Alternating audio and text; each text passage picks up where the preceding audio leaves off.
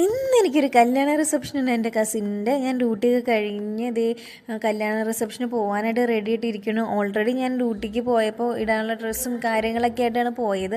Ready ആയിട്ട് ഇത് എങ്ങനെ ഇരിക്കണം. കൊച്ചിൻ്റെ ചെരുപ്പ് പൊട്ടിയതുകൊണ്ട് ചെരുപ്പ് കടയിൽ ചെരുപ്പ് മേടിക്കാനായിട്ട് കയറിയിരിക്കുകയാണ്. പെരുമ്പാവൂർ സെയിം ഓഡിറ്റോറിയത്തിൽ വെച്ചിട്ടാണ് കല്യാണം. അവിടെ ചെന്നപ്പോഴാണ് അറിയുന്നത് കല്യാണ പെണ്ണ് യൂട്യൂബറാണ്.